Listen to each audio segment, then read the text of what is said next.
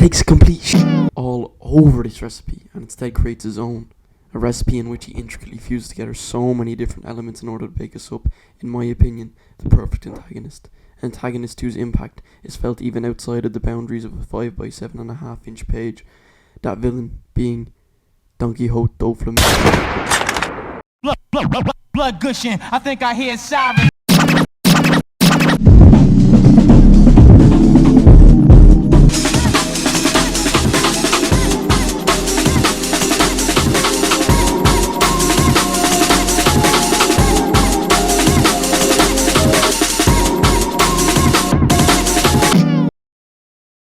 The antagonist. Probably the single most important ingredient for a great story. The foundation of a great antagonist is their motive. A motive isn't necessary. It allows us to relate to them and find some humility within them. They drive the plot forward as they are in direct opposition to our protagonist, who has to overcome them for the story to push onward. And they need to be, well, cold. Everybody loves a cold villain, but they can't be too...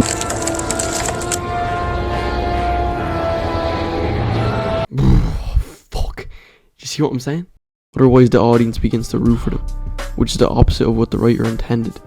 This is especially prevalent in series like Naruto, with guys like Madara and both Obito and Itachi before they get their shit together.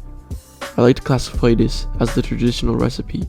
Of course, a great antagonist can be created with a few alterations to the recipe, such as villains with no motive other than just being straight evil. We see this with characters like Kaido and Alex the Large, to name two. But before we get into how Oda blends his own fresh ingredients for creating the perfect antagonist, I want to discuss how he enforces the traditional recipe to perfection while also straying from the norm. The first ingredient is an obstacle. For our Straw Hats, it is a very strong and hard-boiled one at that. Oda made Senor Pink so strong and skilled when it came to battle. You could feel the threat he posed for Frankie come off the page. Like, this man was suplexing Frankie for 10 straight chapters and had him looking like a bitch. He had this unbeatable aura similar to that of a prime Steph Curry, a cold motherfucker sucking on his doty. The second essential element is the motive, and I mean, come on, do I need to even say anything? Although this is one of the traditional parts I was speaking of, Oda spices it up a little, as it isn't really a motive for why he is a part of the biggest underground slave trade in the entire world, as he was already with that life prior to the gut-wrenching incident. Instead, it is a motive for why he carries himself the way he does, and why he dresses as he does. This type of backstory and motive adds so much more depth to his character, more depth than most main antagonists in some of your favourite pieces of fiction. This is a man at his peak in terms of writing great characters, especially when you take into consideration the plethora of characters he intricately fleshed out during Dressrosa, such as Law, Corazon, Dofi and Fujitora, just to name a few. He manages to masterfully juggle and weave together Dofi's backstory and motive with Corazon and his surprisingly multifaceted character depth, as well as Law's heart-shattering childhood and his motives for why he is out for the ultimate goal, Kaido. And then on top of that, Fujitora's conflict with the Marines' justice system and whether what they are doing is the truest form of justice. He has to face the corruption of the entire system and come to terms with it. And even with all these amazing characters, I have still not mentioned Kiros. I truly believe Pink comes out on top as pure perfection.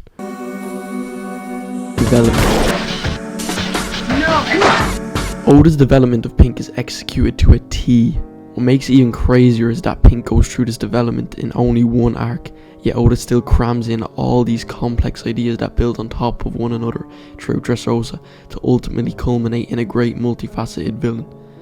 At first, Pink appears to the audience to be an unemotional, stoic ladies' man, and only a chapter or two later, Oda gives the audience the sense that he is this unsurmountable brick wall.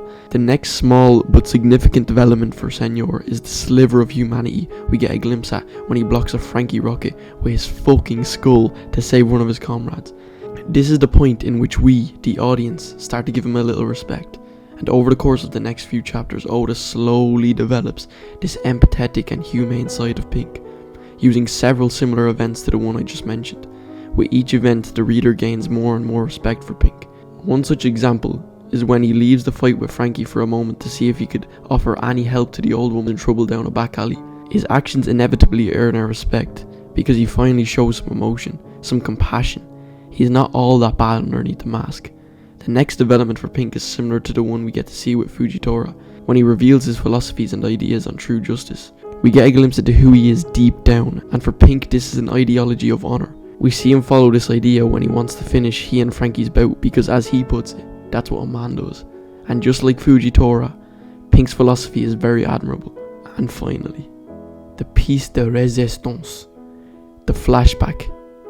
To preface the flashback, Oda orchestrates a beautiful exchange between Frankie and Pink's now lifeless body after a hard, grueling battle between two honourable warriors who came to respect each other.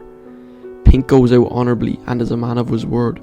He gained Frankie's respect, therefore gaining the audience's too. Tears now lie on the face of Pink. Frankie wipes them away and wonders to himself, what could make such a man cry? Frankie then insists that if they ever cross paths again, they will have a drink together, and Pink can tell him all about whomever he was thinking of in his final moments. All these layers, all this development across only 12 chapters, leaves us with one of the most upsetting yet satisfying character arcs to any character in the entire story. It leaves us with tears welling and wondering to ourselves, how were we feeling this for a supposed villain? Now that is perfection.